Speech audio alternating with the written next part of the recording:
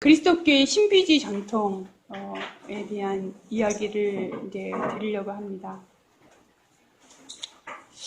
이제 그리스도교에서 하느님에 대해서 하느님의 초월성과 내재성 이런 표현을 써요. 네, 초월성과 내재성.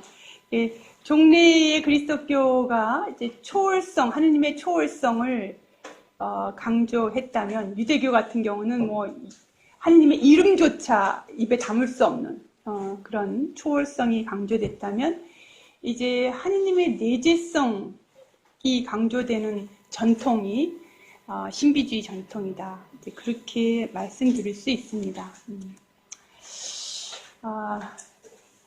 그래서 사실은 그리스도교만 신비주의 전통이 있는 건 아니고, 유대교에서도 카발라 전통, 신비주의 전통이 있습니다. 번역된 책도 있어요. 카발라라는 책으로 번역된 이런 책이 있고요. 이슬람에서도 수피즘이 있습니다. 신비주의로 이렇게 있어요. 이제 특별히 이제 그리스도교의 신비주의 전통은 이제 캐톨릭 쪽에서 이제 신비주의 아무래도 수도 생활을 하는 그런 전통이 있기 때문에 이제 신비주의 전통이 캐톨릭 쪽에서 이렇게 많이 발전이 됐다고 볼 수 있겠는데요.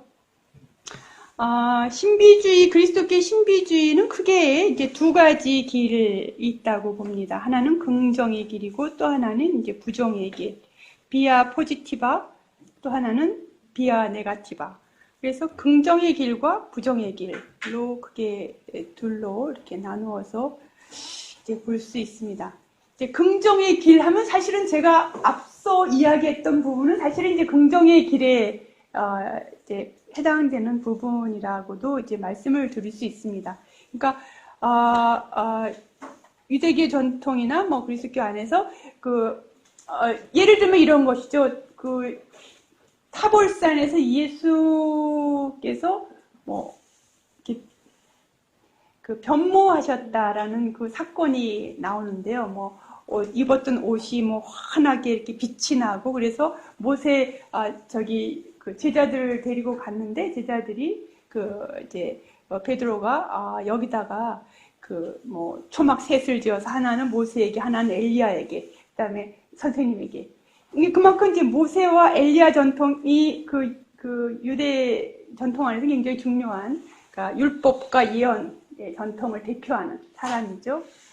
그러니까 율법과 예언을 중심으로 해서 상징하는 그 전통은 긍정의 길에 해당되는 것이고, 구체적으로 어떤 애덕을 실천해서 하느님과 합의를 하는 그런 것은 이제 긍정의 길에 해당되는 부분이다. 이렇게 말씀드릴 수 있겠습니다.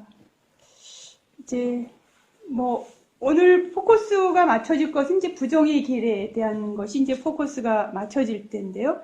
이제 부정에 대한 부정 신비주의의 시작은 디오니시우스라는 사람으로부터 출발을 하게 됩니다. 디오니시우스. 사실은 이제 디오니시우스라는 사람에 대해서 그의 실질적인 본명은 잘 알려져 있지 않고, 그가 시리아에서 산 수도자라는 것만 알려져 있습니다.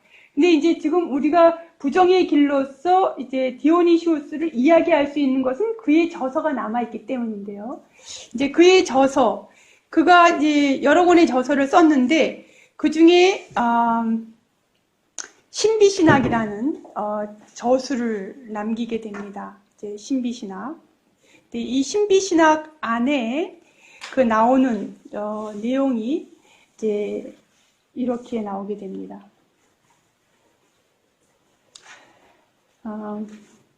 상징은 실제를 드러내는 측면을 지님과 동시에 실제를 베일로 가리는 이중의 모습을 띈다.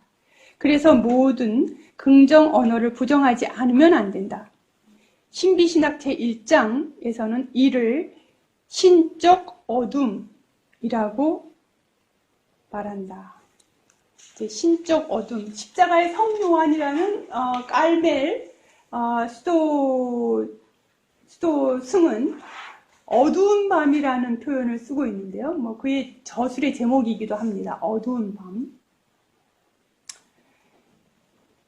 자, 그래서 그 하느님을 내면으로 하느님을 만나는 것은 이게 어두운 밤을 거쳐서 하느님을 만나게 되는데, 이제 그 어두운 밤 속에 들어가는, 뭐 어두운 밤이라고도 표현하기도 하고, 뭐 무지의 구름이라는 표현도 하고, 이제 이런 여러 가지 그 저술들도 나오고, 이런 어떤 수행의 전통, 카톨릭에서 있는 수행의 전통 안에 이 부정 신비주의하고 연결되는 그런 부분들이 있습니다.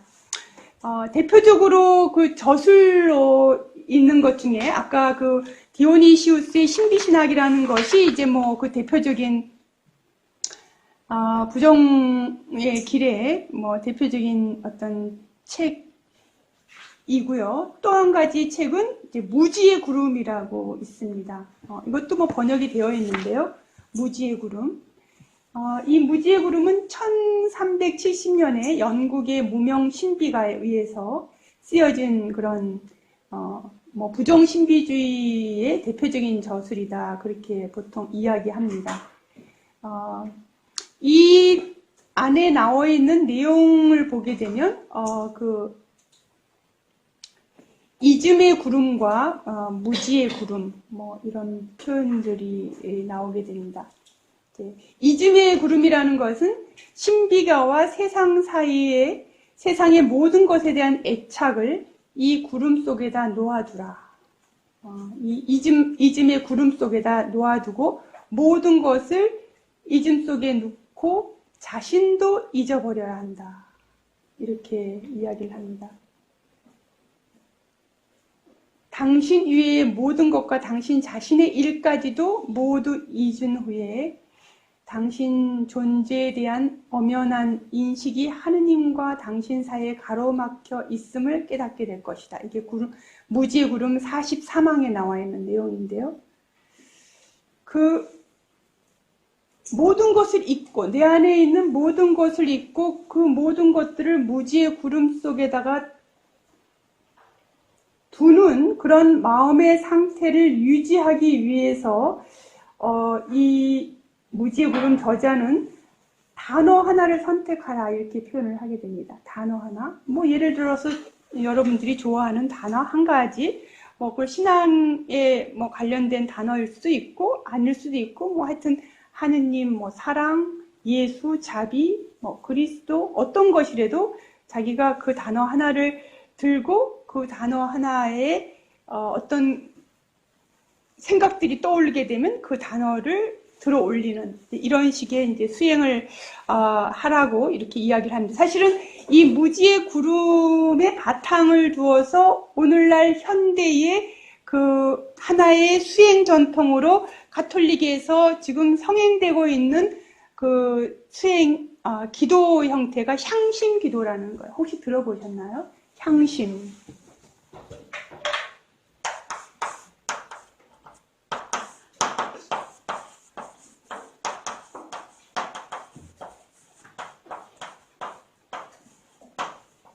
센터링 프레이어라고 해서요. 마음에 이렇게 집중하는, 그러니까 이게 이제 카톨릭에서는 이제 기도가 여러 형태가 있는데, 기도의 여러 형태 중에서 제일 그 신비주의하고 연결되는 그 고요 속에 하느님의 하느님 현존 안에 머무는 그런 기도를 관상 기도라고 이야기를 합니다. 혹시 들어보셨나요?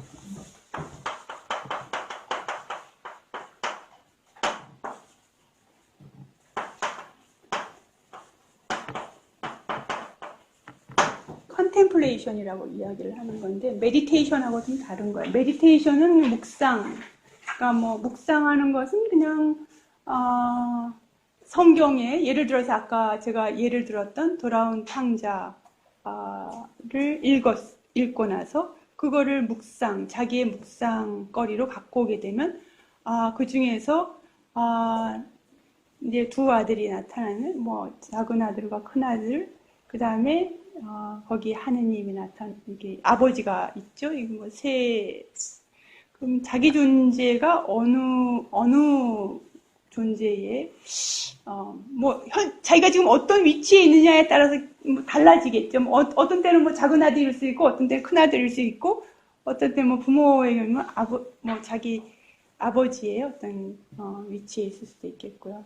그래서 그 위치 안에서 자기의 삶을 조명하고, 성찰하고, 그리고 다시 아버지께 돌아가는, 이제 뭐 그런 식의 어떤 것을 상상하고, 이성을 써서 기도하는 것을 메디테이션이라고 이야기한다면, 컨템플레이션은 컨템플레이션. 함께 함께 하느님 집에 머무는 것이죠. 하느님의 현존 안에 머무는 것이다. 그래서 컨템플레이션이라고 이야기를 하는데요. 바로 향신 기도는 이제 컨템플레이션이라는 기도의 형태의 초보의 형태가 이제 향신 기도다. 하느님의 현존 안에 이제 머무는 이제 그런 기도다. 이렇게 볼 수 있습니다.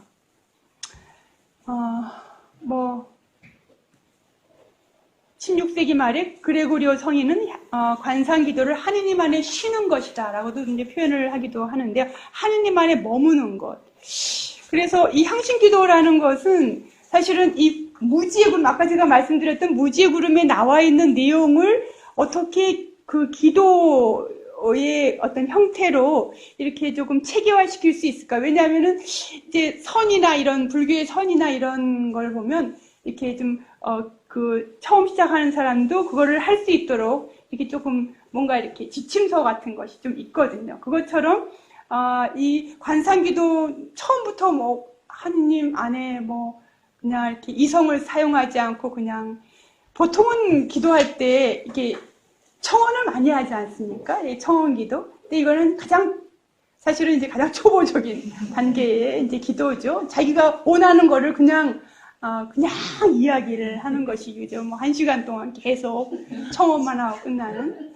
뭐 거기서 조금 더 이제 예수님의 가르침이 나에게 어떤 의미로 다가올까를 이성으로 생각하고, 그리고 내 삶을 거기에 조명하면서 성찰하고, 내가 아까 돌아온 탕자에서 큰아들은 이제 작은 아들이 그렇게 아버지가 막 그렇게 하니까 나는 이렇게 죽도록 일을 했는데 나는 아무것도 친구들 왔을 때 아무것도 이게 그 탕자에게 이렇게 한다고 이제 막 불평을 있는 대로 이제 막 아버지한테 쏟아내는 그런 이제 존재로 이렇게 되는데요. 내가 혹시 하느님과의 어떤 관계 안에서 나는 그런 큰아들의 입장에 많이 있지는 않았을까? 뭐 주변 사람들과 나를 보았을 때 나는 늘 항상 비교하고, 다른 사람과 비교하고,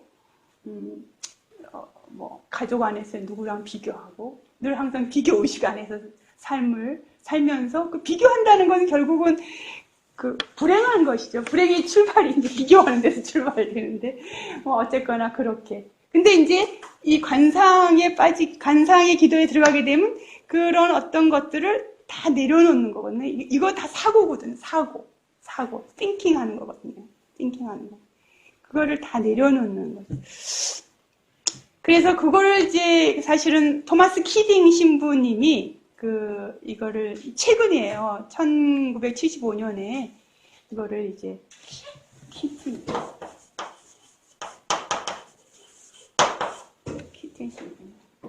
토마스 키팅 신부님이라고 1975년에 이거를 이제 무지의 구름, 아까 말씀드렸던 이 14세기의 고전 무지의 구름에 기반을 두어서 관상기도의 초보적인 형태인 향신기도를 체계화시켰어요. 그래서 그것이 이제 우리 한국에도 많이 보급돼서 이제 일반 평신도들도 이 향신기도를 이제 배우고, 뭐 저희 수도회에서도 이제 뭐 향신기도를 선생님들이 이렇게 일반 평신도들에게도 가르치고 그러는데, 그때 지금 하는 가장 기본적인 것은 우리가 우리의 삶 안에서 끊임없이 떠올라오는 것들은 사고거든요. 생각이에요. 생각은 그냥 생각이 아니에요. 뭐 오만 가지 것들, 모든 것들. 특별히 더 위험한 것은 좋은 이거 생각들, 영적인 아이디어, 기막힌 영감, 이런 것까지도 사실은 이 간상기도 안에서는 사고로 봐요. 기도할 때는 그런 것들이 더 잘 떠오르거든요. 그러면 그거와 같이 치고 오는 것은 뭐냐면 나는 이만큼 영적으로 지금 많이 향상됐구나라는 교만이 따라오는 거거든요. 그런 것까지 다 내려놓고 자기 비움을 해야 되는 거예요. 그런 스트레스 때 올라갈 때마다 더 어떤 그런 나를 유혹하는 것들이 더 많이 오는 거를 기도를 하게 되면 체험을 하게 됩니다. 그만큼. 그래서 이제 자기 비움을 끊임없이 하도록 이렇게 하는데, 그래서 이제 그 거룩한 단어를 통해서 모든 사고를 떠나보내면서, 그러니까 거룩한 단어라는 것은 어떤 사고가 떠올랐을 때 그 사고로부터 그 자기가 자유로워지기 위해서 마치 깃털 하나를 드는 것처럼 가볍게 이렇게 자기가 선택한 그 거룩한 단어를 떠올리는 것이죠. 예수. 내가 지금 무슨 생각을 하고 있구나. 영적이 기막힌 생각? 그런 생각이 떠오를 때, 아차하고 예수를 떠올리면서 그 생각을 보내는 거예요. 끊임없이 그거는 뭐냐면, 일종의 이제 자기 비움을 하기 위한 하나의 이제 사고에 대처하는 방법이다. 이제 보통 그렇게 말씀드릴 수 있는데요.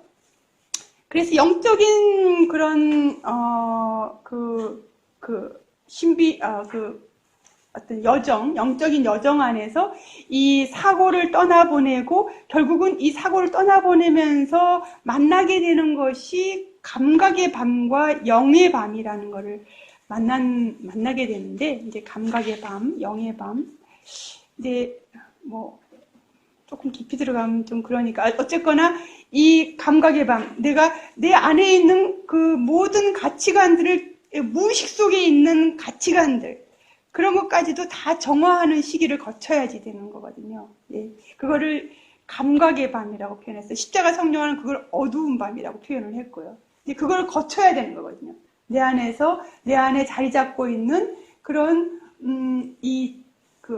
아집들이죠. 아집들. 그런 것들로부터 내가 끊임없이 이렇게 그걸 비워내는 작업들을 하기 위해서 이제 거쳐야 되는 밤을 감각의 밤. 이제 키딩 신부님은 감각의 밤 또는 더 깊이 있게 미세한 영적인 차원에 정화시키는 시기를 영의 밤.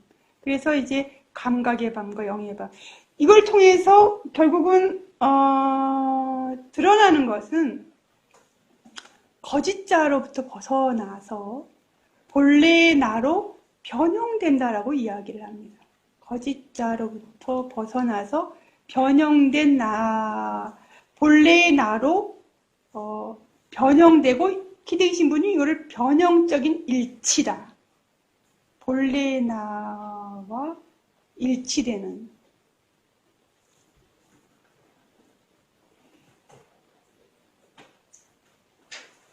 거기까지 나가기 위해서 이제 끊임없이 자기 비움을 해야 되는데, 이러한 과정은 사실은 그 부정 신비주의의 신비가들의 사유세계 안에서 공통적으로 나타나는 이제 부분입니다. 오늘 제가 언급할 이제 마이스터 에카르트나 아빌라의 대대레사도 결국은 이제 이 맥락 안에서 지금 무지의 구름과 지금 키딩 신부님이 얘기했던 향신기도와 또 이렇게 연결되는 그 맥락 안에서 같은 내용을 이렇게 이제 볼 수 있겠습니다. 누가 아까 자매님이 얘기했나? 마이스터 에카르트를 한번 다루셨다고. 여기 계신 분들은 전부 마이스터 에카르트를 한번 다루셨나요? 강의를 들으셨어요? 그럼 잘 아시겠네, 마이스터 에카르트. 마이스터 에카르트, 깊이 이렇게, 조금 마이스터 에카르트와 이제 제가 오늘 다룰, 아빌라의 대대레사, 이 두 부분에 대해서 이제 다루도록 그렇게 하겠습니다. 사실 이제 마이스터 에카르트는, 선불교와 굉장히 이렇게 만날 수 있는 접점이 이제 많은 그런, 사상가예요. 그래서, 사실은 마이스터 에카르트를 이제 이 종교 간의 대화를 하는 사람들은 이제 뭐 많이 이분을 이제 다루게 되는데요. 이분은 도미니코회의 수도회의 이제 사제였고, 그래서 도미니코회의 수녀들과 또 당시 그 백인이라는 그런 이제 옛날에는 오늘날은 뭐 조금 훨씬 덜하죠. 오늘날은. 근데 옛날에는 그 수도자가 된다는 것은 굉장히 그 귀족 집안의 자녀들이 갈 수 있는 곳이었어요. 왜냐하면 지참금이 굉장히 많이 필요했고, 그래서 이렇게 그냥 가난한 사람들은 수도원에 가고 싶어도 갈 수가 없는 그런 곳이었어요. 그래서 옛날에 그 당시에 특별히 이제 봉쇄 수도원에 들어갈 때는 뭐 굉장히 그런 지참금이 많이 필요했다 그러는데, 그 수도 생활을 하기를 원했지만 귀족이 아니었던 사람들이 모여서 공동체를 이루었는데요. 그 마이스터 에카르트 중세에 그런 사람들을 백인이라고 이렇게 이야기를 했습니다. 제가 벨지움에 잠깐 있을 때 이 백인들이 살았던 그 공동체의 그 집들이 아직 이렇게 남아있는 거를 볼 수가 있었는데, 그러니까 평신도, 수도자들이 아니면서 평신도로서 예수의 가르침에 맞게 삶을 살기를 원하는 사람들이 모여서 어떤 삶을 살았던 그런 단체들을 백인이라고 불렀고, 마이스터 에카르트는 이 사람들이 마이스터 에카르트의 그 설교를 많이 들었고, 이 마이스터 에카르트의 설교를 그 기록했던 사람들이에요. 그래서 마이스터 에카르트의 설교집은 전부 이 사람들에 의해서 그 정리되어서 책으로 이렇게 남게 되었습니다. 마이스터 에카르트의 설교집, 그의 강론집의 주제는 인간의 내면적인 성화에 대한 것을 주로 많이 이야기를 했습니다. 그러니까 내면의 성화는 우리의 영혼 안에서 하느님의 말씀을 잉태하고 태어나게 해야 된다. 우리의 영혼 안에 하느님의 말씀이 태어나야 되는데, 어떻게 하면 하느님의 말씀을 우리 안에 잉태해서 탄생시킬 수 있을까?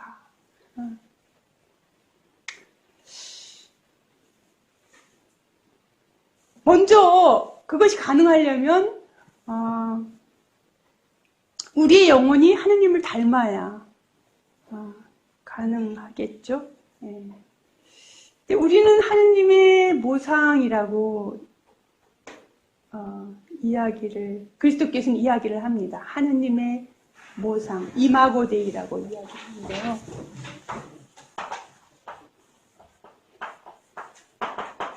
하느님의 모상으로 창조되었다. 하느님의 모습, 우리의 모습을 닮은 존재를 만들자 해서 만들어진 존재가 인간이다. 하느님의 모상은 하느님의 모상. 그래서 하느님을 그리워하는 존재. 하느님의 모상을 갖고 있기 때문에 나의 본래성을 찾고자 하는 것이죠. 나의 본래성, 나의 원래의 모습인 하느님의 모상.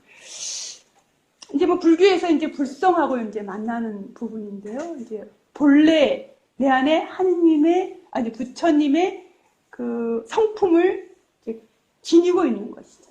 불성. 하느님의 모상.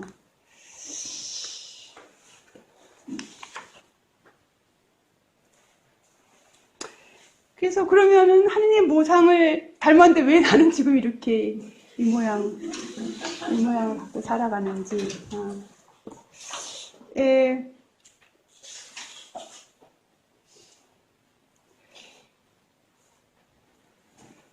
바오로 사도는 필리피서를 통해서 그 파스카의 신비를 이야기를 하는데, 그건 해방이라는, 파스카는 이제 그 이스라엘 백성들이 이집트에서 탈출했을 때 이제 파스카, 해방, 탈출기잖아요. 그래서 파스카 해방이라는 것, 그 해방은 자기 비움이 없이는 불가능하다. 자기 비움. 자기 비움이라는 표현을 마이스터 에카르트는 초탈이라는 표현을 씁니다. 초탈. 또는 뭐 여러분은 초연이라는 표현하고도 이름이 상통합니다. 영혼의 일체의 욕망,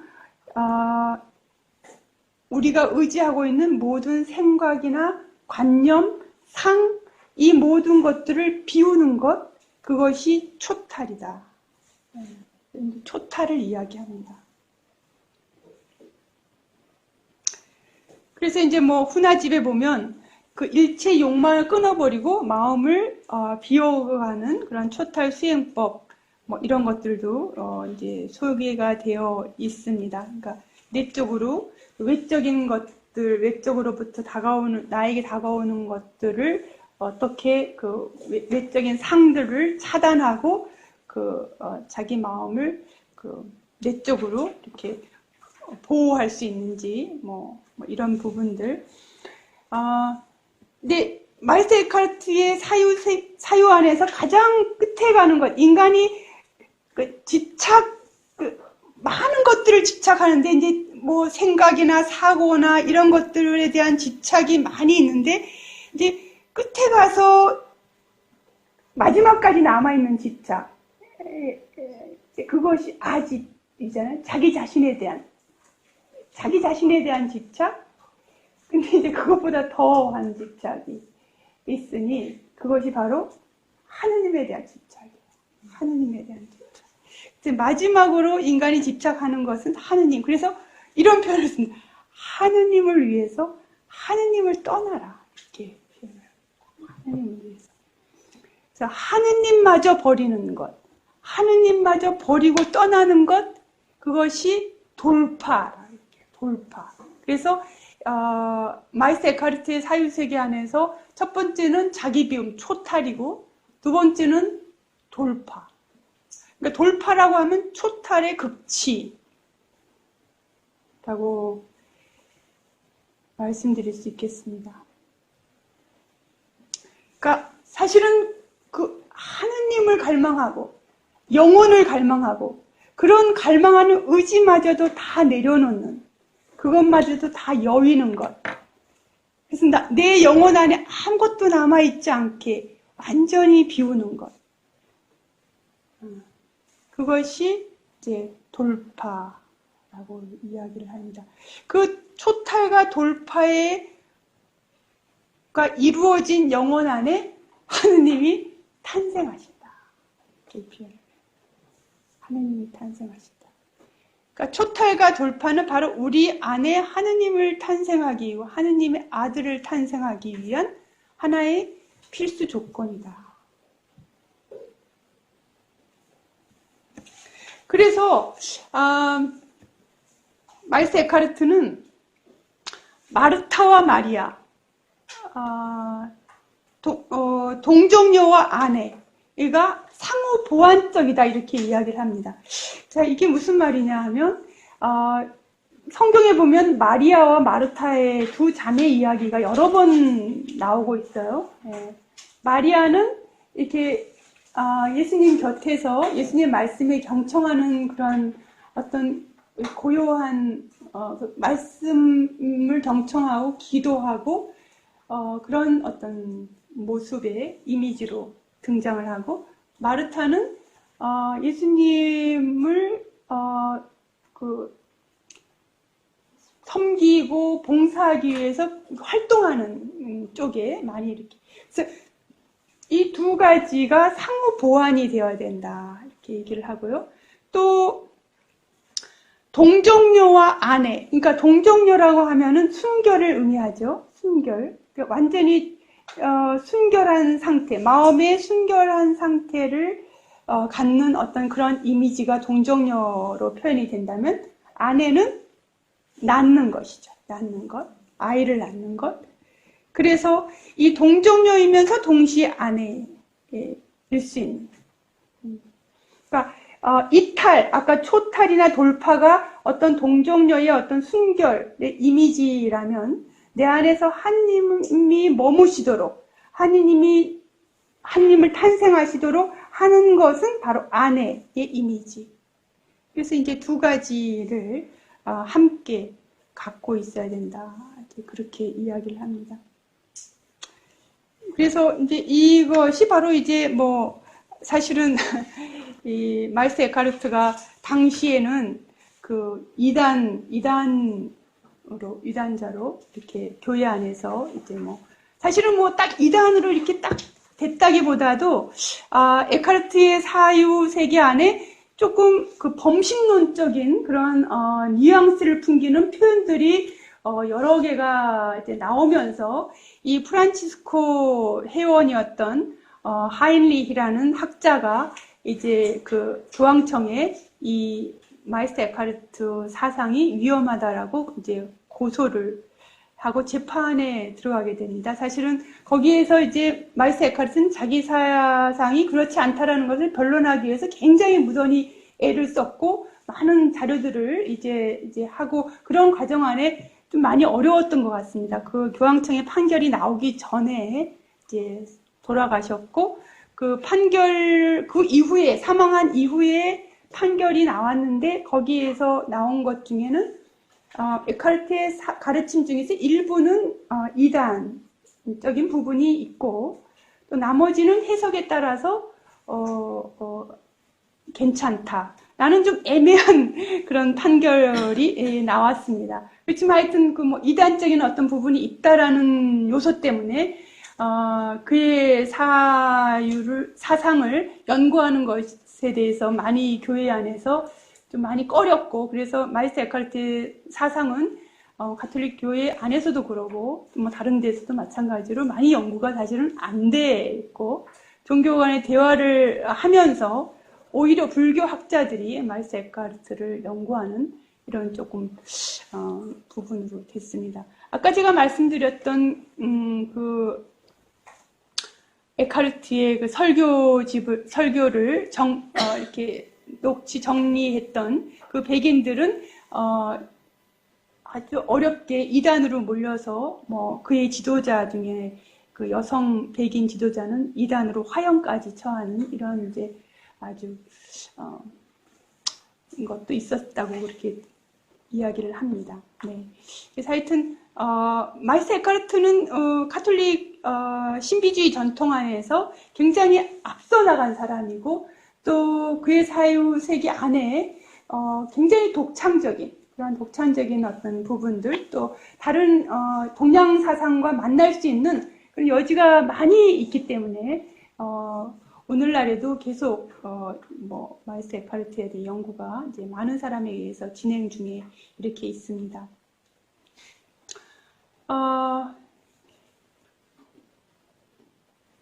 16세기를 건너오면서 이제 스페인의 신비주의 사상가 중에서 그 아빌라의 데레사라는 교회 학자로 이름이 나 있는 이제 분이 계시는데요. 존 웰치라는 분은 혹시 뭐 여러분 들어보신 분이 있을까요? 깔메스도의 신부님이신데요. 이분이 이 책을 쓰셨는데 영혼의 순례자들이라는 책을 쓰셨습니다.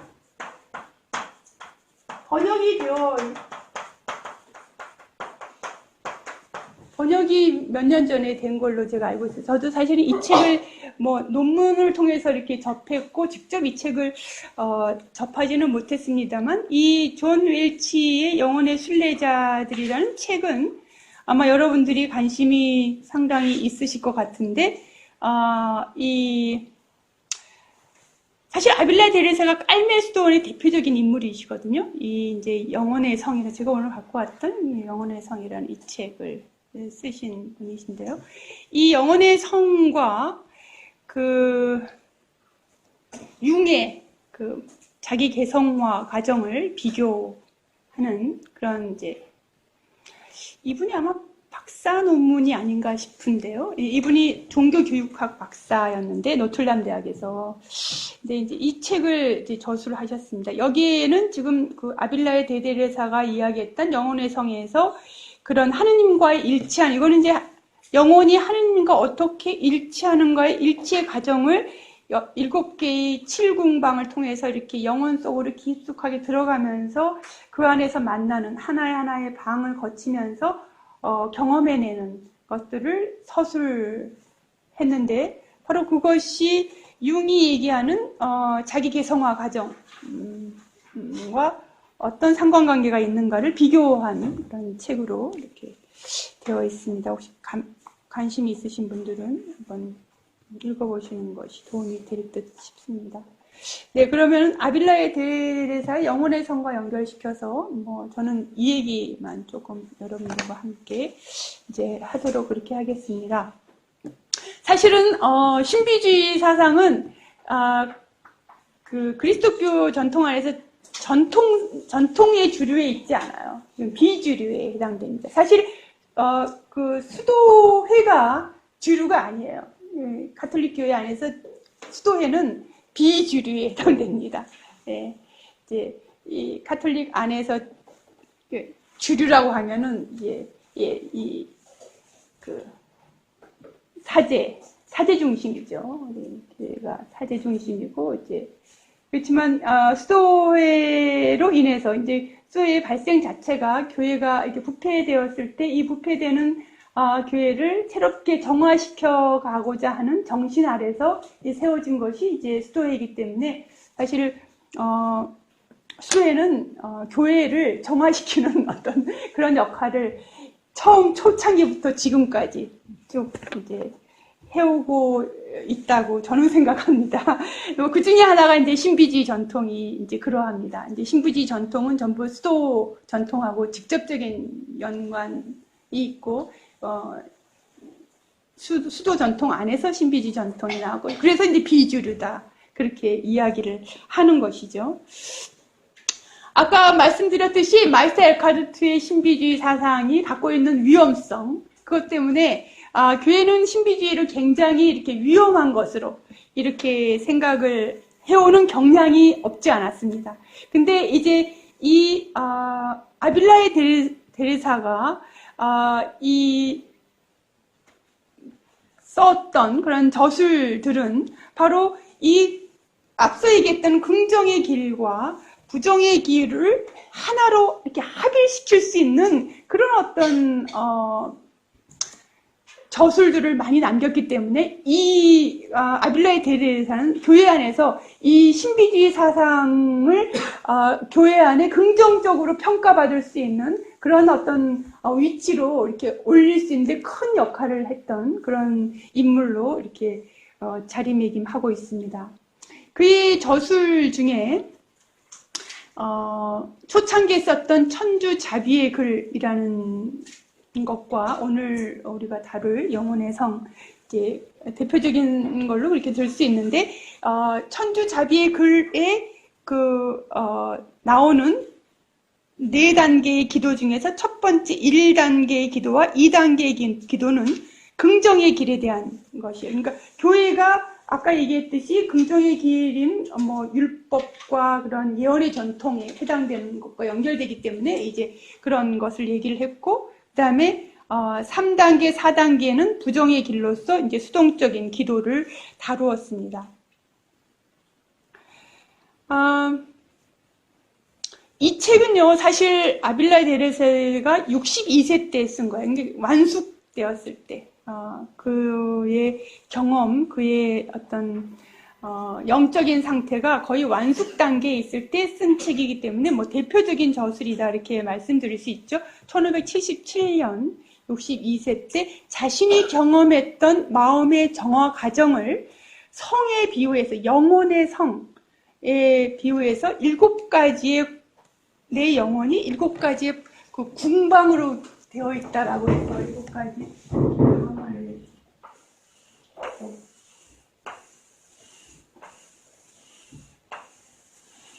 맨 안쪽이 7궁방 6, 5, 4, 3, 2, 1 그래서 1궁방 맨 외쪽 바깥에 있는 이 궁방으로부터 영혼의 제일 깊은 7궁방까지 들어가는 그 과정을 자신의 기도의 체험을 갖고서 이렇게 서술하고 있습니다.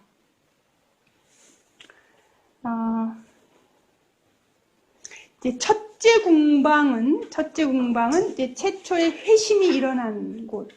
이제 기도가 막 시작되고 하나님과의 관계가 이제 막 형성되는 그런 이제 단계입니다. 그렇지만 인생의 많은 하느님 외에 많은 것들이 아직 내 마음속에 이렇게 자리매김하여 있는, 하느님만이 아니라 다른 여타의 것, 하느님이 참 좋지만 다른 여타의 것들도 같이 아울러 이렇게 공존하는 그런 상태가 첫 번째 궁방이고, 그렇지만 이제 기도가 막 시작되는 단계의 방으로 이렇게 이야기를 하고 있습니다. 둘째 궁방은 하느님과의 사귐 속에 이제 들어가는 것입니다. 구체적으로 이제 하느님과의 어떤 그런 사귐에 조금씩 깊이 들어가는 것. 그렇지만 이때 굉장히 악마와 큰 싸움이 일어나서 자기 마음 안에 많은 악마들과의 싸움이 일어나서 굉장히 인내를 요한다. 인내가 많이 필요한 그런 걸로 나와 있습니다. 그래서 기도하는 사람에게 있어서 중요한 것은 자신의 뜻을 하느님 뜻에 맞추도록 결심하는 것이 아주 중요하다. 그래서 많은 악마들이 막 마음에서 들끓는데 그런 것들을 제어하기 위해서는 인내가 필요하고, 자기의 뜻을 하느님 뜻에 맞추도록 이렇게 마음으로 결심하는 것. 그래서 신앙의 중심을 바로잡는 단계가 바로 제2궁방, 두 번째 궁방.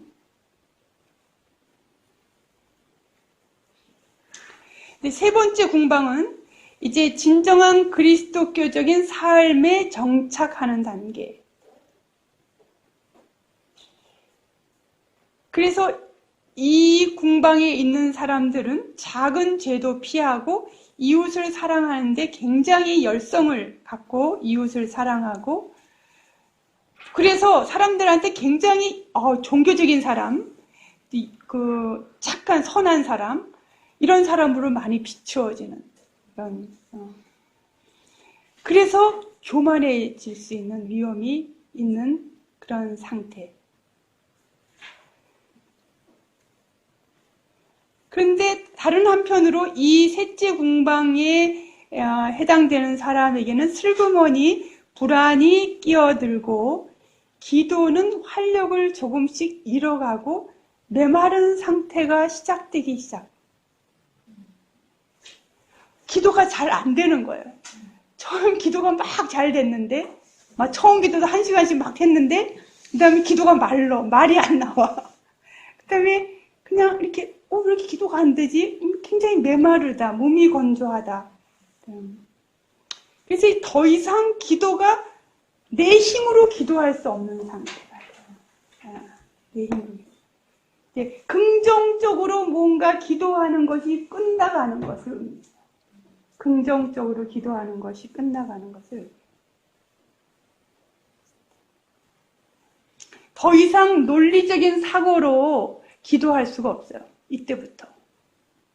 그러니까 묵상이 더 이상 맛이 없는 거야.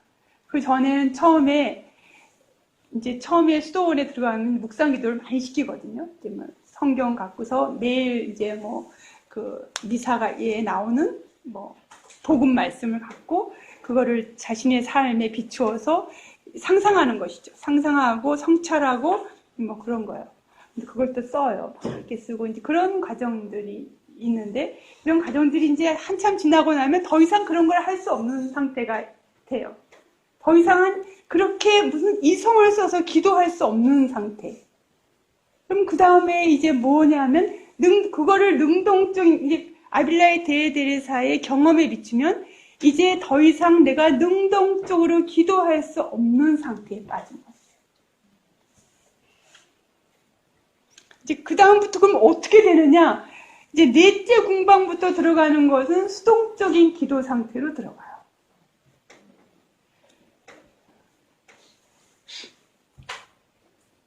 그 기도가 하느님께 그냥 나를 내어 맡기는 거야. 내가 내가 뭘 기도하는 것이 아니라 하느님께서 내 안에서 활동하도록 내가 자리를 하느님께 내어드리는 거야. 이렇게 내어드리는 거야. 그래서 이거를 이제 고요한 간상기도의, 그러니까 네 번째 공방은 간상기도의 시초, 고요한 기도라고 불리는 그런 평정의 단계. 그래서 인간의 노력에 의한 어떤 능동적인 기도가 아니라 하느님의 이끌림에 의한 수동적인 기도로 들어가는 단계.